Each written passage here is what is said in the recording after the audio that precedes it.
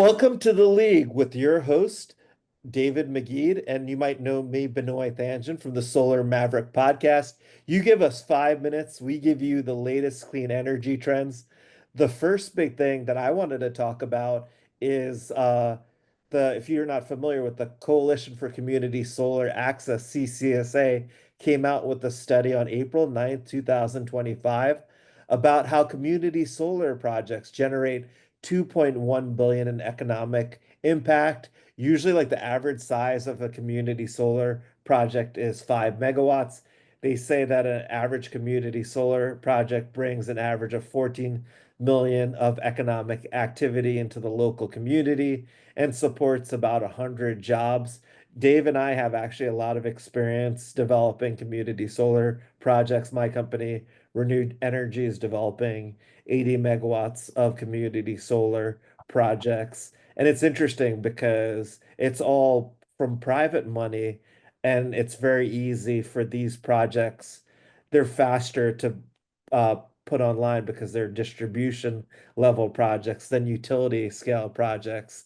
And actually, what was really interesting was the head or CEO of CCSA, Jeff Kramer, said, this is the energy policy equivalent of finding $100 bill on the sidewalk. If you're a governor or legislator and you walk past it, you're doing your state a disservice. States are running out of time and options. Community solar is a fast and cost effective, and it works.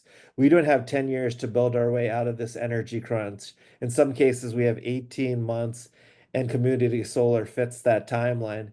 It's interesting because, I've talked a lot about California community solar, how there was like basically 7 gigawatts of a potential program that the California PUC said no to in May of last year. They said that, if California went with the community solar program, it would unlock 12 billion in economic activity and 25,000 jobs. So, definitely we're hoping that community solar becomes more popular. There was a forecast basically that year over year from 2024, there was a 35% year over year increase from 2023 to 2024. And I just recently came back from Puerto Rico.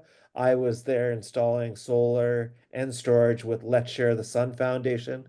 Let's Share the Sun Foundation is a nonprofit that installs residential solar plus storage for people who have 24-hour electricity needs because of their health issues. And it was an amazing experience. We actually did that for 6 homes. There were a lot of major companies that were there, like Wood Mackenzie, Clean Capital, Jordan Energy, which created Let's Share the Sun. And that's that. Benoy, great information as always. Thank you so much, for helping everyone in Puerto Rico with those solar panels. We really appreciate that. It was great. I mean, I learned a lot and the importance of energy independence because Puerto Rico loses a lot of electricity on the grid. So it was an amazing experience. And obviously, anyone could reach out to me if they would like to learn more about Let's Share the Sun Foundation. We love it. From Hawaii to Puerto Rico, you're taking over the islands. I got to figure out the next island. Maybe Greenland. Uh, That's too soon cool for enough, me. maybe we get the tax credits there. Seriously. So great topic that we're going to be discussing today is in regards to the MISO market. MISO market has critically been known for their substantial delays within the interconnection, which we've actually spoken to in the past. What we're going to be talking about today is slightly different. It's regarding the most recent NERC report that was issued as it relates to the RTOs and the ISOs within North America, and studying the map, that NERC was able to produce. You could see every single region. None of them are at an elevated risk.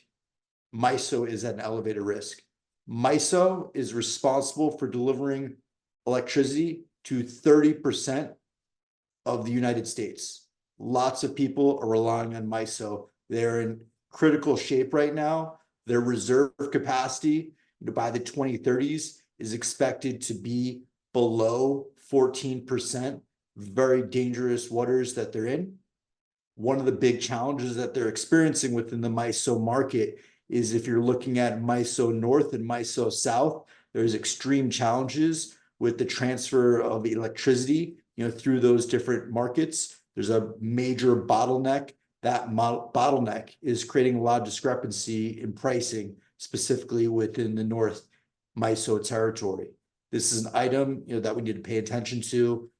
Queues right now, as we speak, 2021 interconnection queues, those agreements are still not executed. They're moving, things are processing. 2022, their initial studies have been released, but the market is overall very slow, and we're really going to need to see some pickup in regards to the interconnection reform that's taking place, as well as permitting. Now, moving back on the East Coast, we're going to talk about Maryland. The NIMBYs had loved this information that we heard about Maryland's. The state has officially put a ban on bans for solar, which is amazing because, as we know, as developers, moratoriums and restrictive policies that really are designed to weaponize different laws, environmental regulations, deterring specifically community solar projects. So there is policies that are put in place, really incentivizing and supporting developers 1 megawatt plus projects. Maryland is known for great economics on the community solar front. Good luck finding a site. Interconnections are very clogged up, very competitive space, but the numbers will be very high. If you can, BG&E, check it out. Benoy knows numbers are very good over there. And you've just enjoyed 5 minutes of the absolute best information within the clean tech industry.